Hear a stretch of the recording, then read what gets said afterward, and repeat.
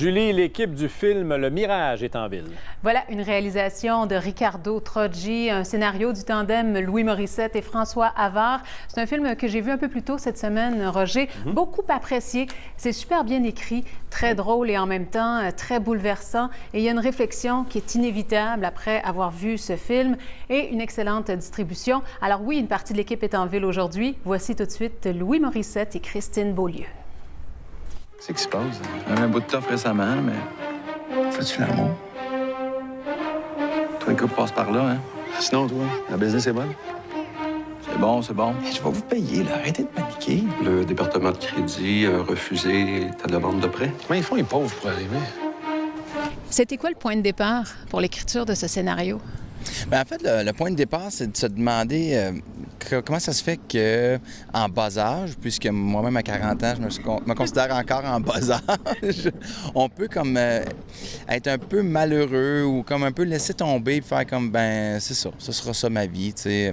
Finalement, je suis pas devenu ce que je voulais devenir. Je trouve qu'on est encore beaucoup trop jeune pour ça, tu sais. On a encore le temps de changer de vie des fois. C'est compliqué, mais ça prend un certain courage, puisqu'à un certain point, à un moment donné, on ne peut pas tenir tout le monde responsable autour de nous, de notre malheur. Puis si on veut être heureux, il faut aller le chercher un peu.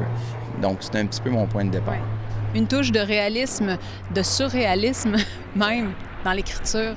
Bien, ça, c'était vraiment... Quand Ricardo Troggi est arrivé dans le projet, on était d'accord, là, vraiment. Mais tu sais, Ricardo, j'avais vu Québec-Montréal, l'horloge biologique. Puis je disais, Ricardo, c'est ça. Je veux être dans cette continuité-là, moi aussi. Je veux être dans le réalisme. Je veux que les gens aient l'impression de se voir ou de voir leurs voisins, leurs frères, leurs sœurs à l'écran.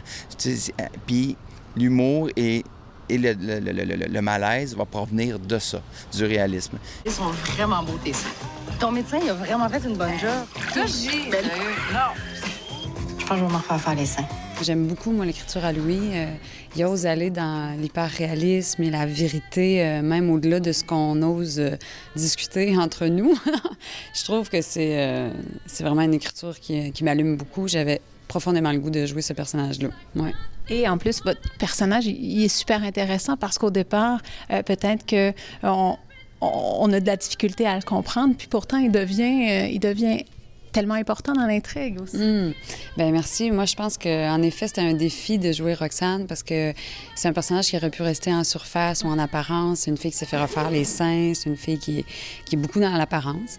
Mais en même temps, c'est une fille qui est super libre, super willing, très ouverte. Elle a du succès dans son travail. Ça va bien dans son couple. Fait que c'est une fille très épanouie et finalement très forte aussi, là, pour pas tout dévoiler de ce qui se passe dans le film. Mais à un moment donné aussi, elle prend sa place puis elle s'exprime puis on se rend compte que c'est pas juste une fille qui est superficielle du tout. Puis pour moi, c'était un beau défi de faire ça.